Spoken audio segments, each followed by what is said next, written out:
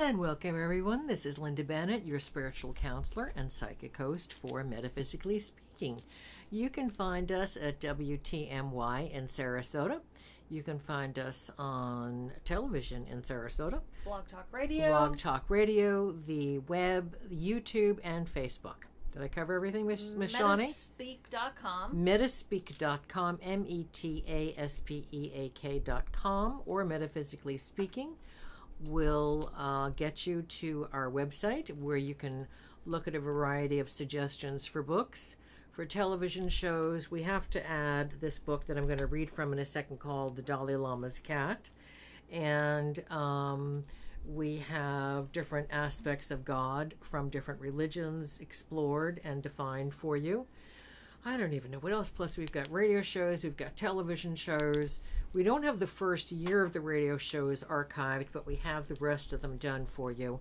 And we've got television shows, and I would love it if you would all get on your little websites with your little fingers, let them dance across your keyboard, and tell me the topics you would like to see covered. We're going to finish the Kabbalah information, which I started before but got off because this is not a scripted show.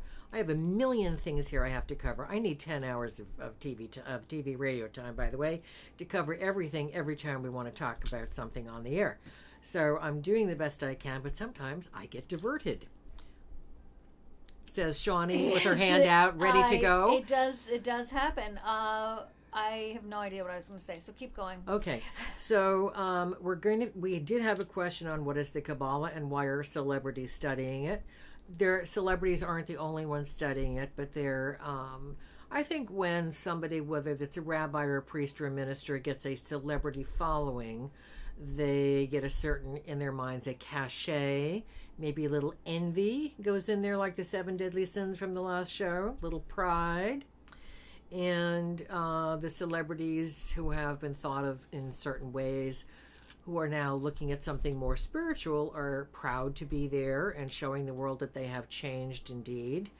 Not making any comments about who's interested in the Kabbalah, who isn't. As far as Hollywood, if you have memories, you can follow them. And we're going to be talking, I want to read a little excerpt from this book, this wonderful book. It's in soft cover. Your bookstore would probably have it. You found it on Amazon, didn't you? I did, yes. It's called The Dalai Lama's Cat. And peeking out from a robe is half of a head. It's the eyes and ears of a Himalayan. Now, for those of you who don't know cats, a Himalayan is a cross between a Persian and a Siamese. It has the long Persian fur and the beautiful Siamese markings. And it can go from the lilac to the chocolate, which is what they came out with first, to a light tan, a variety of different. And they're very soft and gentle in nature, just like Persians. They do not have smashed faces in.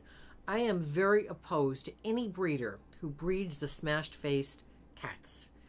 It is horrifically deforming. It causes health problems. It causes nasal problems, eye problems because they're over-tearing. It is a cruel thing to do to a cat, and I don't care who's offended. You don't get a cat with a smashed-in face. There are good Persian breeders who are breeding Persians the way I have always had Persians when I had Persians, where they have normal-looking faces, they have a beautiful expression, and they're extraordinarily affectionate. They're known as blankets or lap cats because they're all over you. Well, the Himalayans are the same. So this book, The Dalai Lama's Cat, the dog, of course, next door has to bark. I'm talking about cats, the dog starts to bark. The Dalai Lama's Cat is a wonderful book, and the story is from the pussycat's point of view. So he is talking about the fact that he escaped. Uh-oh. And he got outside, and then these little Japanese girls that were visiting the area saw him. And he ran underneath what was like, it's not a basement, it's, what do you call it? It's, not an underpass, but it's a half dug out area underneath your house, keeping your house off the ground. I'll think of it as soon as the show is over, I'm sure. And a lot of houses in the South have that because of the extreme moisture and because of termites and other kinds of miserable bugs that like moisture. So they have this, so the cat ran under there. And this is relatively early in the adventure of the cat becoming the Dalai Lama's pussycat. The Dalai Lama rescued him. Some little boys had grabbed a bunch of kittens away from the mother before they were ready to be weaned, and the Dalai Lama had his person go out and get the kitty. It was the last one, and he had fallen on his back, and he had injuries, and he was nursed back to health, and of course he was brought into the Dalai Lama's chambers because the Dalai Lama, bless his heart, loves pussycats. And I have a picture of the Dalai Lama behind me poking out from drapes holding his Persian. And I used to have 2 Persians who looked like that. They were silver tabbies, and he had a silver tabby. And right now, little Princess Gracious Gracie is kissing the nose of my executive producer, and she's very, very gentle and very sweet.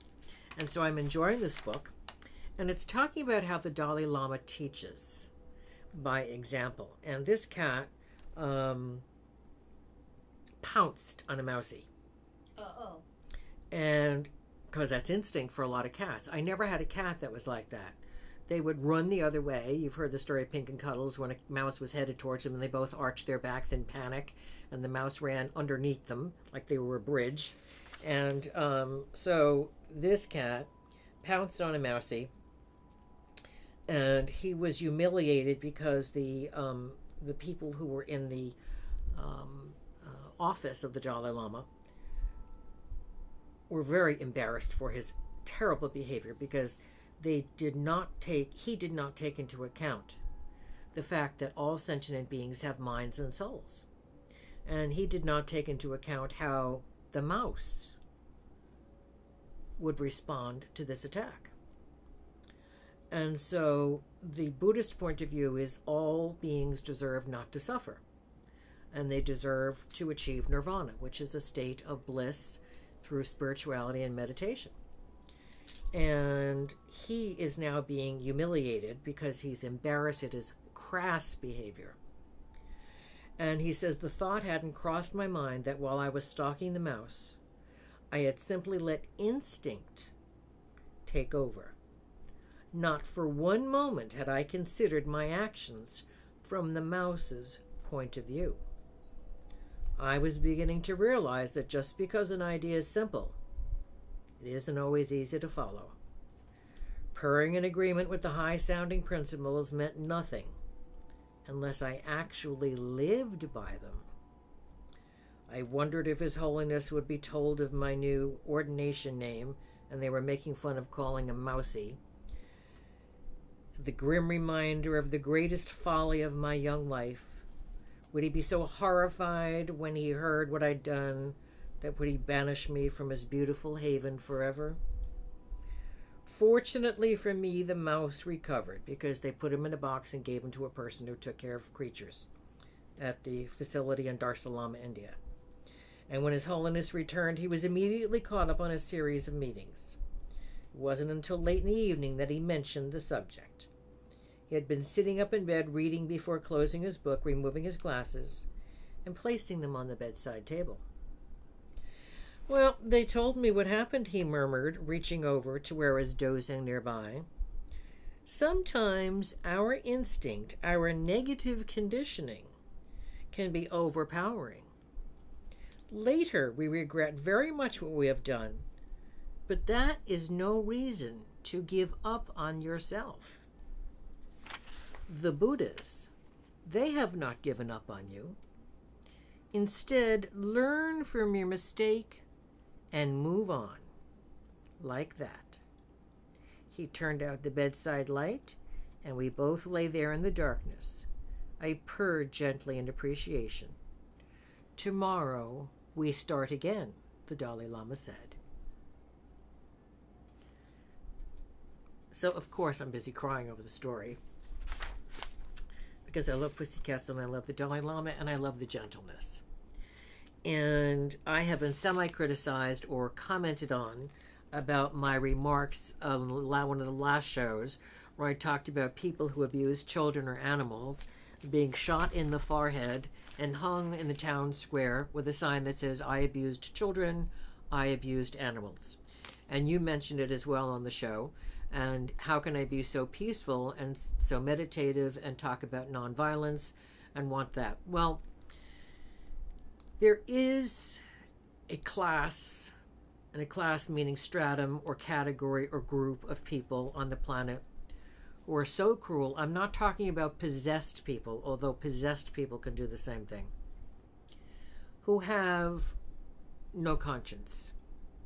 Aren't these called psychopaths? Okay, psychopath is somebody who knows the difference between good and evil, does it anyway, but does feel sorry about it afterwards. Okay. Usually after they're caught and in prison.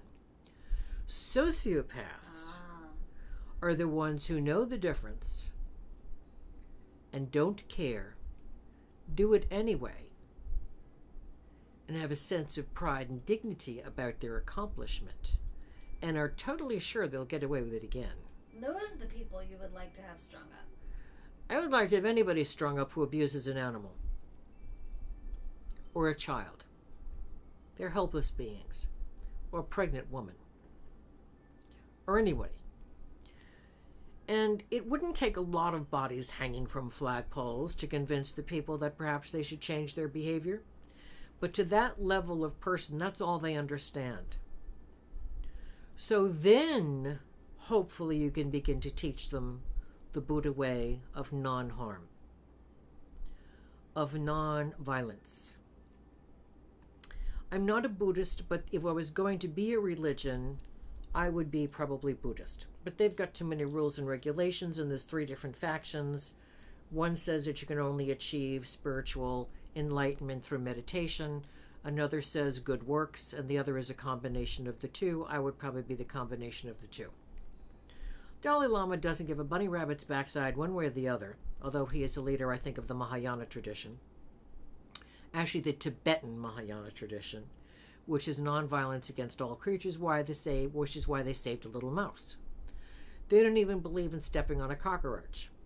Albert Schweitzer, whose book the Dalai Lama was reading during that story, and is not covered in schools today, and I don't know why, because he's an American saint, and has never been acknowledged by the Catholic Church because I believe he was Protestant, was a man who lived in Africa and was a great doctor and a great healer and a great researcher. And he didn't even step on ants when they were crawling on him. And he asked the ants to please stop biting me, stop crawling on me, leave me alone. And eventually the ants did. Ants have minds too. So the Buddhist tradition is to harm nothing. If it's on the planet, it has a right to be here. If it's on the planet, it has its place. And when it steps out of its place, like into your living room, like a coyote, and we have the problems down here in Florida, they're in every state except Hawaii, thank God. Thank God they're not in Hawaii is what I'm thanking God for.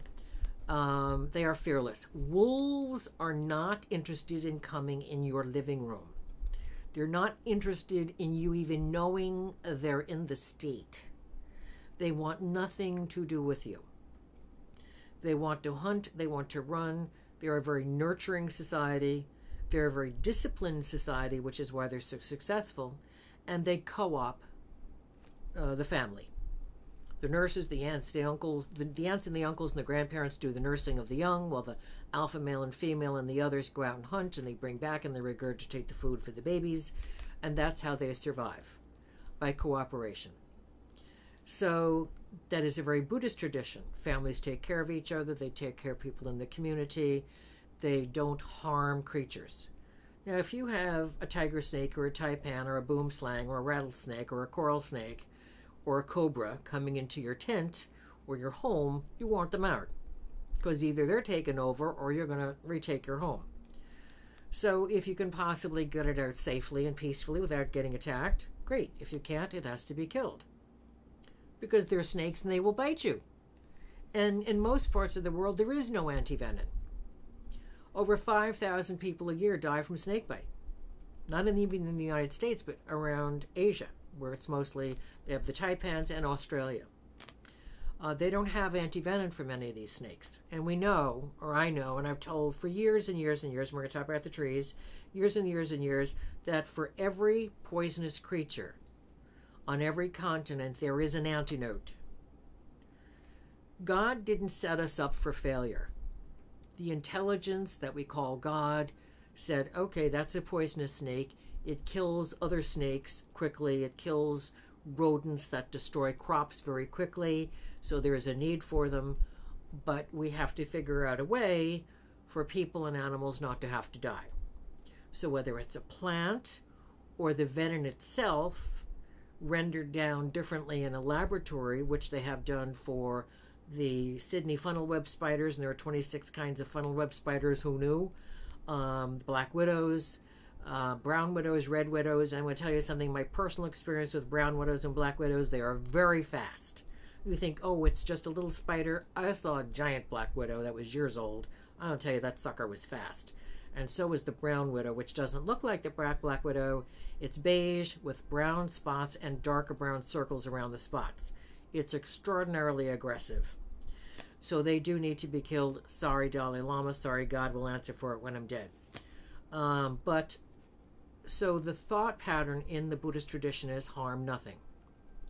Now you think, well, what if invaders come into the community?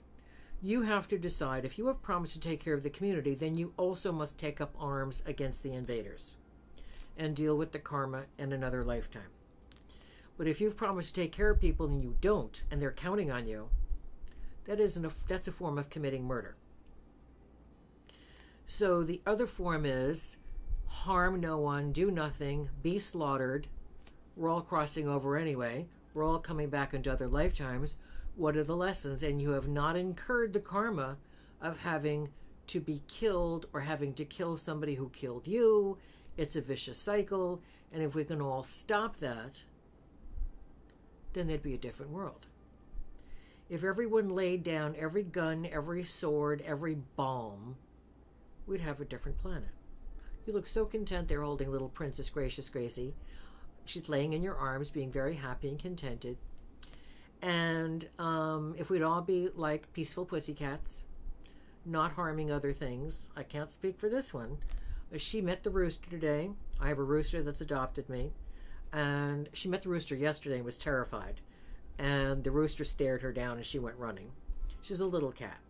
And today she peeked around and she looked at the rooster and the rooster looked at her. She looked at the rooster and they sort of made peace with each other and off she went. So if you say to yourself, I do not want to cause harm, even if it means my physical death, you're going to die anyway.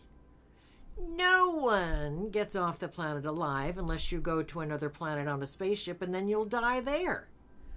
Your physical body can only hold out for so long. It's got a shelf life, as you've said to me, a shelf life. And so we're going to talk about near-death experiences because somebody we know has had a father lost recently, and somebody else spread the ashes of his dad just recently.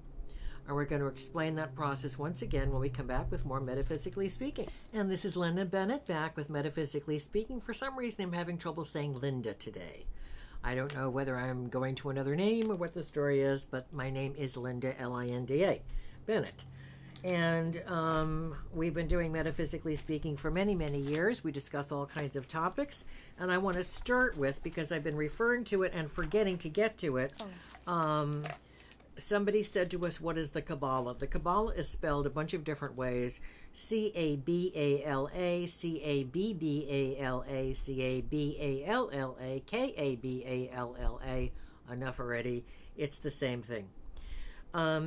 It's a medieval Jewish mystical system that was influenced by Tantraism and Sufism. Now, Tantra, here's my little girl. Tantric is tantric yoga, and it means yoga by action. So, enlightenment by action. Yoga is yoked to God. When you do yoga postures, you're doing postures that are stretching your body, expanding, energizing. Fabulous exercise. If you do your yoga properly, you will be perspiring when you're finished. And that's exercise. There's yoga by action of feeding people in the community who need help and maybe going over and walking a dog for somebody who's sick. Service to others without personal gain. You don't stick your hand out and look for a tip. You do it out of gentleness, out of graciousness, out of love for somebody else, out of selflessness, out of just being a decent person. And this tradition, so that is Tantraism. It also involves sex, which Kabbalistic followers understand. And it's also the reason I and many other spiritual people are opposed to same-sex marriage, because it's not really a marriage. And Kabbalistic energy comes from ancient Jewish tradition. And it's gotten very trendy lately, and that's the little red string that you see around certain people's arms. And its basic premise is that the world's ills stem from God's loss of contact with the female counterpart, the Shekinah, the Hebraic version of Shakti. There is also another very, very, very, very, very ancient name of the female energy of God. Tetragrammaton is the male aspect. Semaphore, which is spelled behind me, which I forgot to pull off my board back there, is the ancient numerological name of the female energy of God, and each number has a special name vibration: love, kindness, truthfulness, fairness, justice, etc. God is fragmented, and only with the Shekinah, the female energy of God, has the power to put God back together. Universal harmony must be restored by making God and his goddess once more one. And that's why I always say God is both male and female, and in perfection neither. God couldn't give a bunny rabbit's backside whether you call it male or female. It's just like families who have kids and the wife will say, "Your son did this today." And the husband will say, "How come when he misbehaves he's my son? How come when he gets an A in his report card he's your son?" Sexual union of mortals was thought to create its like, and on the plane of the divine. Therefore, sexual intercourse was a sacramental act behind and helpful to God and the Shekinah. The sexual act is the reunification of the male-female energy of God. That is what marriage is all about. Now, people say, well, why not homosexual marriage when so many heterosexuals are getting divorced? But they shouldn't have been married to begin with. Or you go through situations like I did on both counts, where I knew it was karma. I think I've told the story on the air where before I even laid eyes on my ex-husband, I had my secretary with me. My company was selling a company to the company he worked for. He was a sales manager at the time. And I had to bring over papers for the president and new owner to sign, and I had my secretary witness them. We were walking up the driveway, and he loved blondes, and she was a natural blonde with long, gorgeous blonde hair and gorgeous blue eyes, her own eyelashes, cheekbones up to her eyebrows. Joanne was gorgeous. I, on the other hand, was not so gorgeous, and I had red hair because I have naturally strawberry blonde hair. And even before I started coloring it, it looked red in the daylight. Then we'd go inside, and people would say, well, how come your hair is red outside and it's brownish inside? So as I was walking up the long walkway, because we had to park down, there was a park area, and it doesn't matter where we parked, but we're walking up, and Mary stood in front of me. If I was heading towards the 12 o'clock position, Mary was at the 10 o'clock position. Like Mother Mary. Mother Mary. And she said, you will marry, but you will not grow old together. Before I even laid eyes on him. Because the glass doors were bronzed, and to keep the sun from burning everybody up, and to keep everything from getting, what do you call it, sun bleached. So you want to know a lonely moment, that's a lonely moment. The second lonely moment was when we were getting married. And he had been divorced before, so we were getting married in the Justice of the Peace. Very nice courthouse, a very nice environment, and I felt like the loneliest woman in the entire planet. I made the marriage work as best as I could for over 10 years. And then he suffered a lot of those 7 deadly sins. And when he got really important, he thought he deserved more. And one of the things he thought he deserved was a girlfriend. Then when he wanted to come back, I said no. 5 times. He canceled the divorce 5 times. So I threatened to fly to Mexico, and that was the end of that.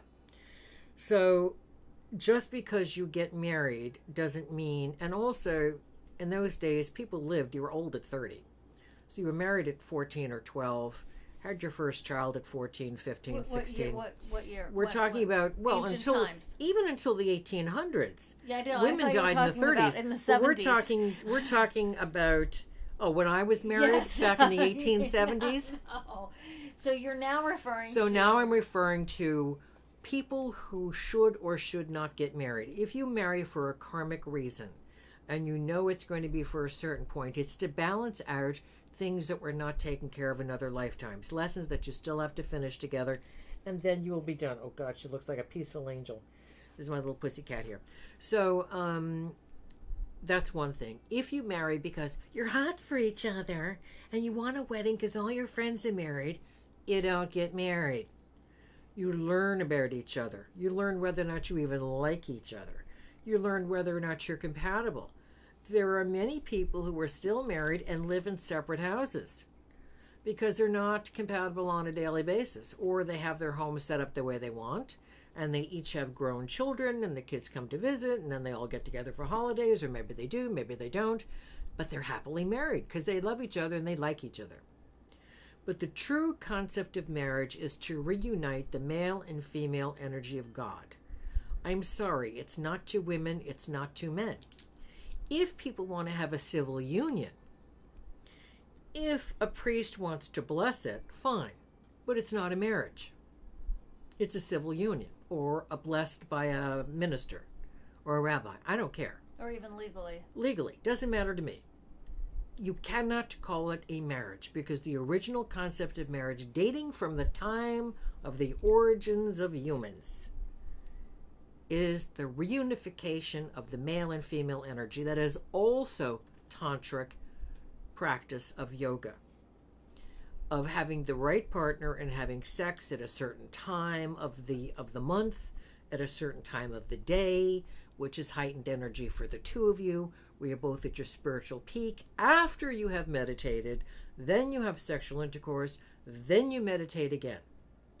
And that is the concept of marriage as it was originally created, and not just on this planet. One of the things I asked on my 4-day excursion years ago on a UFO was about marriage on other planets, and they all had the same concept.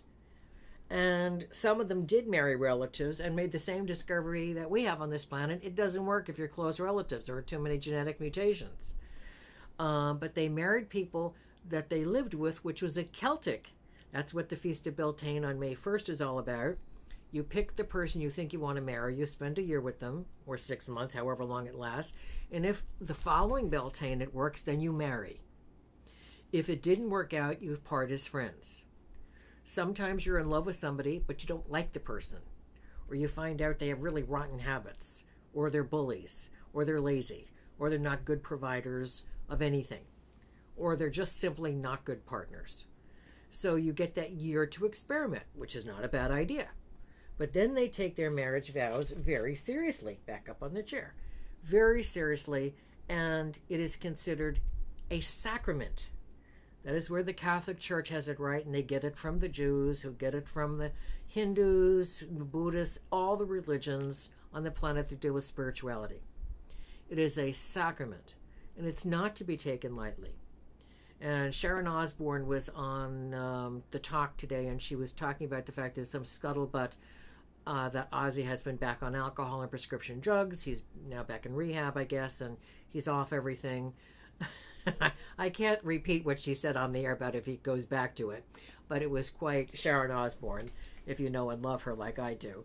She's very direct and very aggressive about being sober and not tolerating anything from your partner that is not appropriate as a partner and as an example as a parent. So I highly agree with that. So that is the Kabbalah.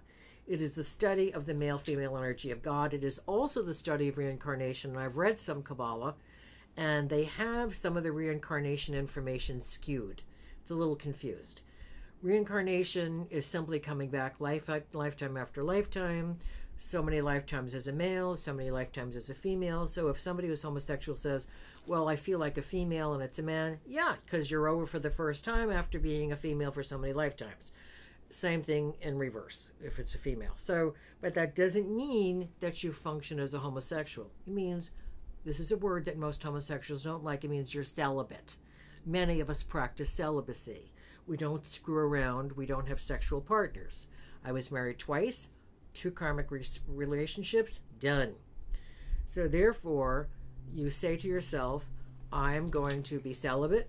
I'm going to live my life in a productive way, and I do not want further relationships. Partly because you take on the karma of the people you sleep with. Absolutely. Do you remember that class, that famous class when I announced? And if you notice that people take on the problems that, well, logically, if the person is in debt, you take on the debt. If the person has a nasty mother-in-law, you're going to have a nasty mother-in-law, and so on and so on. Things don't evaporate just because you say I do. So you take on the problems of that person. Half of the karma of that person you take on, and they take on half of your karma. If you have great karma, they're doing much better. If they've got lousy karma, you're doing much worse. So that's another reason to really get to know the individual. So in reincarnation, and do you come back as a dog, or people come back and say they'd like to come back and be my cat? Well, I wouldn't be me at that point. I'm not coming back. That's a promise.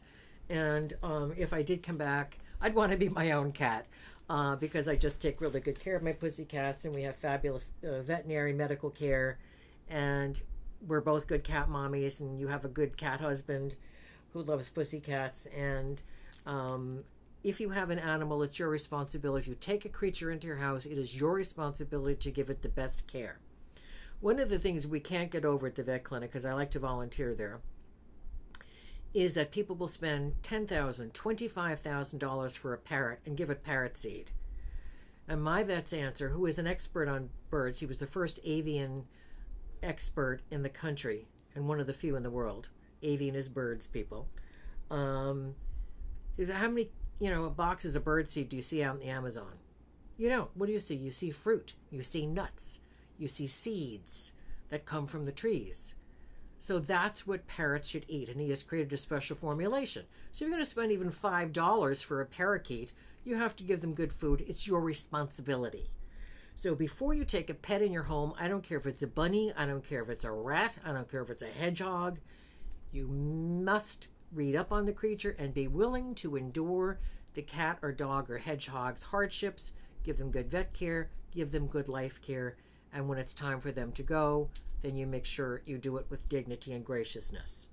So that is what the Kabbalah is about. It's about life, how you should live your life with dignity, how you should live your life, male and female energy, how you should raise your children with that knowledge, that society is not all that important, being a society member, but being a member of society is important, being a supporter of your community, and this is very worthwhile.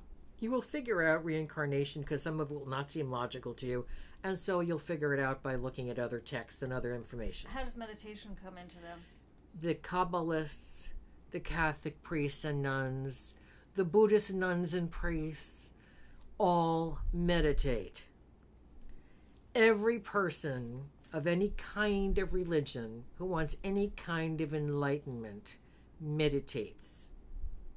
When Father Charlie came to me about learning exorcism years ago, he was a professor at St. Leo's College, and they meditate.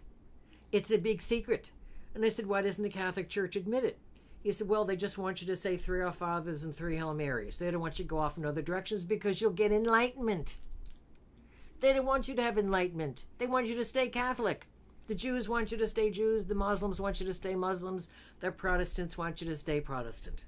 When ultimately, we should all be spiritual. When ultimately there should be no religion because there's a God force. And I swear on my soul for eternity, God is not Catholic or Jewish or Muslim. How do you feel about it, Linda? How do I really feel about That's it? That's right. So how are we doing on time for this segment? We have a minute and a half in this segment. So if you really want to know about the universe, I did not put the tapes on CD, and I would record them Heavenly Father, Divine Mother, instead of just Heavenly Father. You're talking about your meditation tapes. My meditation tapes. If you have them in your drawer, take them out and use them. because I teach you very simply and very basically how to meditate. Meditation is not plugged in with earplugs to music.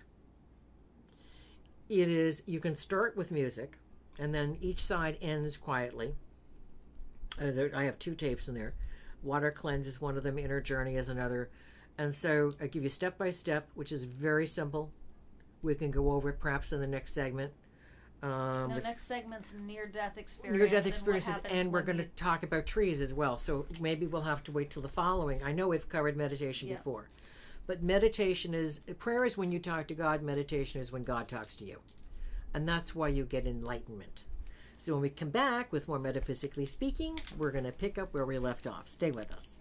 And this is Linda Bennett back with more Metaphysically Speaking and her executive producer, Shawnee, and my new little kitty, Princess Gracious Gracie, who is now snuggled under my caftan on my other meditation blanket. And she is enjoying the energy she's getting. You know, animals do respond to spirituality and meditation and crystals. And remember, Smarty would sleep next to the Buddha statue all the time, and he'd sleep up against the crystals, and Cuddles would curl around the big rose quartz I have. And animals respond to positive energy as well as they respond to negative energy, and they get fearful and terrorized. And that's the thing, oh, the dog's crazy, the cat's crazy. No, it's been terrorized. So if you pray and meditate, some people say, get the cat out of the room, get the dog out of the... No, let the cat in the room. Let the dog in the room. They'll calm down. They might be excited at this new vibration they're feeling, but let them in the room with you. They may jump on your lap. Who cares? If the Dalai Lama can meditate with his cat in his lap and on his feet, I can too, so can you. So again, meditation is slow breathing, focusing on the third eye, which is just above the nose, between the eyebrows. It's the window to the soul.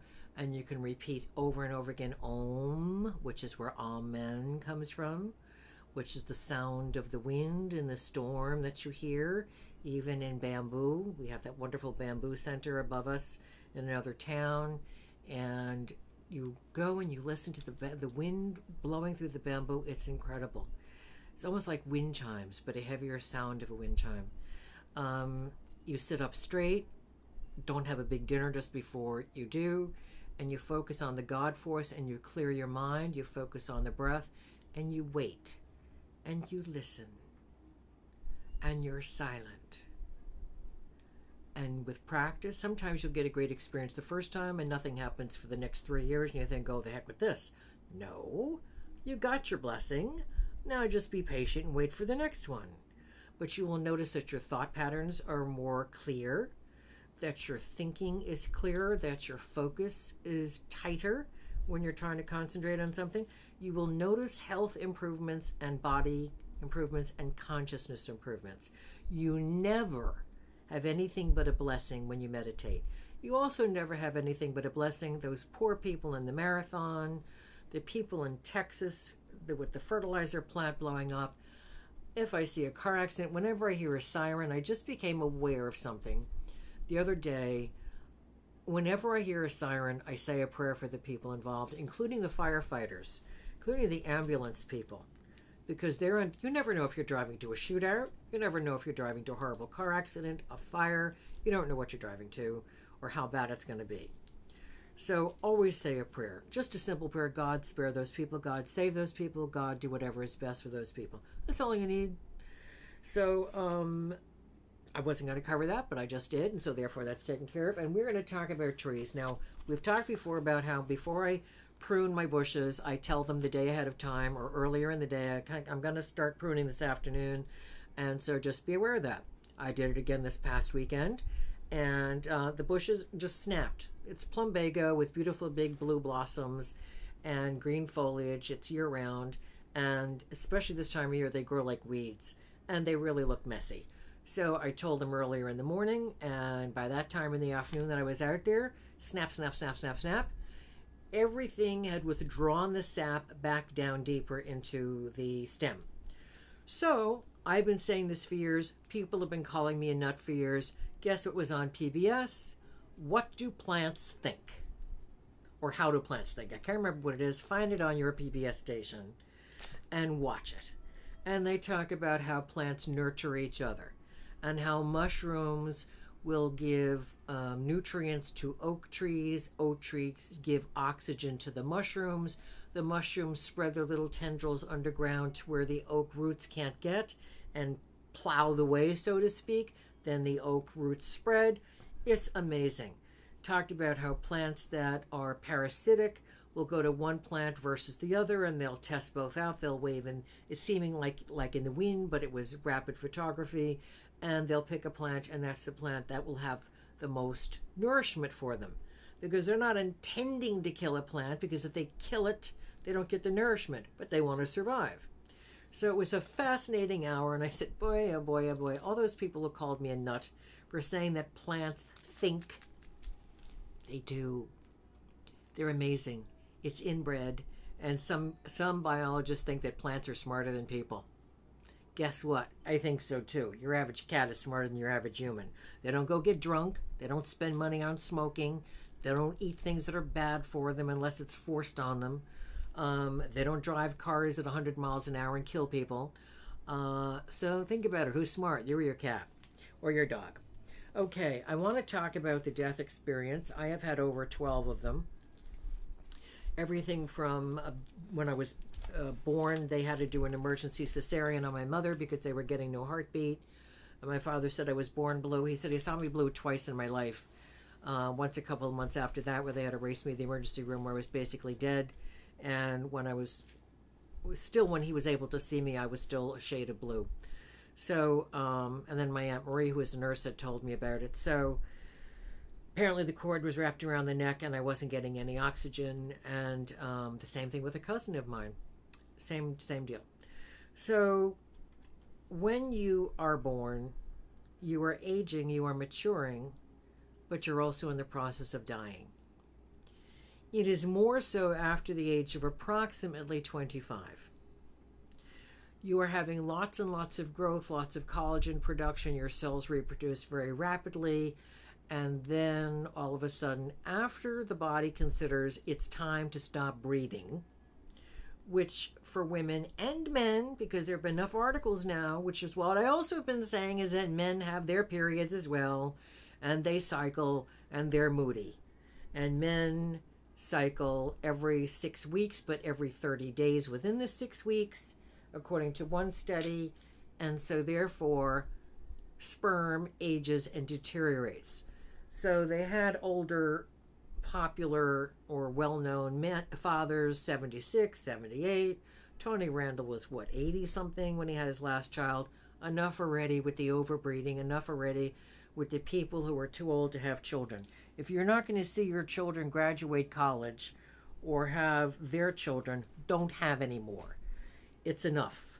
You can't get everything you want every lifetime. It's not meant to be. You're meant to honor the biology that we have. And the biology that we have is you've got great eggs, great sperm until you're 25.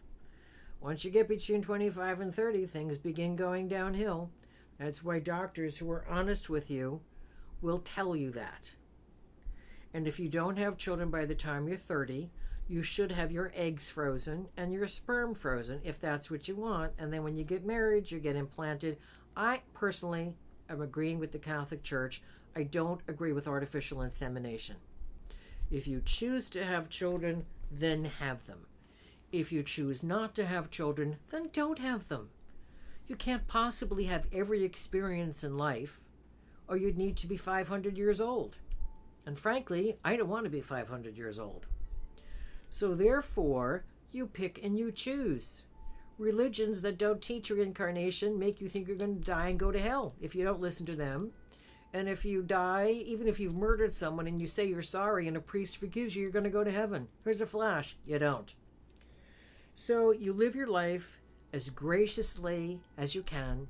I always say I'd rather deal with a lovely atheist than a really good Catholic or Jew or Muslim who thinks that their God is better than everyone else's and they're busy overbreeding to take over the world.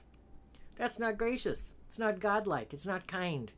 It's not thoughtful. It's not caring. It's not giving. It's gluttony. It's envy. So therefore, it's greed. So therefore, when it's finally your time, and you usually have more than one death date. Sometimes people have heart attacks or they'll have car crashes, and you usually get a choice as to whether or not you want to live or die. I was never given that choice all those years. I always came back. We talked about this till I'm blue in the face. I'm sure you're bored to death if you've heard it on my other shows. If you're not, write in. Tell me the topics you want to see covered. Tell me why. Tell me what your experiences are on metaspeak.com. Enter your first name and your last initial. If you want your phone number, that's great. If you want your town, that's great. But I want to see your comments. Some of you are making comments, but we've covered these topics and you want me to cover them more. Well, sometimes I need to move along because people get bored and they don't want to hear the same thing over and over, but I will cover it periodically. And when you have somebody who dies unexpectedly, it's unexpectedly to you. It is not unexpectedly to the person who what we call dies. Death is the soul leaving the physical body for the last time. Because they have been told in their dream state, in a state of walking through the woods and having an insight, having a flash. Then they start getting their affairs into order. They'll call friends, write a note, say thank you to somebody they forgot to say thank you to. They begin to get things in order, and maybe on a conscious level, they're not even really aware of what they're doing or why they're doing it. But on a subconscious level, their soul knows that on such and such a date, around sometime 3 o'clock in the afternoon, you're coming home. And when you mean home, you mean heaven or the astral I mean world? the astral world, which is the non-physical world, which scientists are racking their brains to discover out what all this black matter is. It's not a black hole and not a wormhole. They don't know what it is. It's the rest of the universe, people. And most of it's non-physical. So, not to rush you, but you have 7 minutes. Oh, this is no! a huge topic. This is a huge topic. So when you die, your guardian angel, all of the angels who've been watching you, all of the souls who've been watching you, know where you're going. Think of the strata in the Grand Canyon, all the different layers of rock from all the different transitions that have been on the planet. There, and the highest one would be totally reunited with the God Force. Yeah, she wants to get on your lap, but you have your legs in the wrong position, and now she feels hurt. She's talking about the cat. Her little feelings keep going, are hurt. lady, because you only have 6 minutes left. So, you are brought by your guardian angel to a lovely holding area where you review your life. You talk to your guardian angel about things that were finished and maybe weren't finished. You talk to your guardian angel about things that you'd like to do, maybe say goodbye to someone, and you do in your sleep there that night. And then you're brought to the level where you should be based upon your consciousness and your behavior. The guys who blew up the people and maimed and murdered the people in the Boston Marathon are nowhere where we are going to be. They're going to be with other psychos in other religions, all the religions through the galaxy, because you meet people from other galaxies as well as humans from this planet. And what they did in a so-called religious fervor, and they are meant to hear each other's stories over and over again until they want to kill themselves, but they're already dead. And then they're confronted with the people whose lives they took, see the ramifications of the lives they took, remembering that the people who died also did that to somebody else in another lifetime. How many people invaded churches? How many people invaded countries? How many people tortured and blew up or set on fire people from other villages? We had the nightmare in Afghanistan and Iraq. They're still killing Red Cross workers, Vietnam, Korea, etc. So people will come and tell their tormentors what they've done, how they destroyed families. Yes, the karma is now balanced. I forgive you. And then they go where they go, and the torturers stay in their level of hell for as long as they deserve. Then at an appointed time, which could be 1,000 Earth years, it could be 10,000 Earth years, their guardian angel doesn't sit in there with them. Their guardian angel is above watching out, because your guardian angel never deserts you. Your guardian angel goes home with you, which is the final reunification with the God Force, into that giant wad of chewing gum that I talk about, the giant white light. Oh, you want to be on mommy's lap? Sorry. So that you are of one mind and one consciousness. And then when you're allowed out of your hell and into a quiet zone. If you're a bad person. If you're a bad person, you're allowed out of your hell. And even if you're a great person, you're put in a quiet zone. And you always plan 2 or 3 lifetimes ahead. But let me just ask, if you're a good person, you're not in a miserable location. You're not in a miserable, you're in No. a lovely place. Yeah, so I just want to be clear. You're in a place that I have seen different colors, different people who love you, different creatures. There's not a separate place for cats and a separate place for dogs. You have your cat or dog with you. You're a special bird. If you love bunnies, the bunnies will be there. Their little souls will be with you. You are in a place that you deserve to be. And then when it's getting time for you to cross over, you review which planet is appropriate. You review where people who you have karma with next lifetime will be. You decide on a birth date, so you'll all be born at the time you need to be born, so that you'll be the parent, or you'll be the child, or you'll be the auntie, the uncle, the grandparent, whatever, and you'll all be together. And that is well planned out. That's what your astrology chart is all about, what your moon position is, your sun, your rising. There's a sense to all that, people. And you are always aware that there is a guardian angel with you. Even if you've been a nightmare person, you can look up and see your guardian angel. And I say look up because the hells that I have seen through rebirthings and reaching out to help some of the souls were down in pits. And a pit is not a happy environment. I don't care if it's on the earth. I don't care if you're a miner. I don't care what you are. So therefore, you are given the existence you deserve through your thoughts and actions. Hitler, Mengele, Genghis Khan, all of the conquerors, Alexander the so-called Great, the murderers, the Borgia father and 2 brothers. He was a pope, remember, Pope Alexander, what was the 6th? They are in a special type of hell with their type of offenses and cruelties. But what about, like... People who are kind and loving go, they meet their loved ones. Again, they meet their pets. They are with angels on that vibration. Whether if you love a garden, you'll be in a garden environment. If you love the ocean, you'll be in an ocean environment.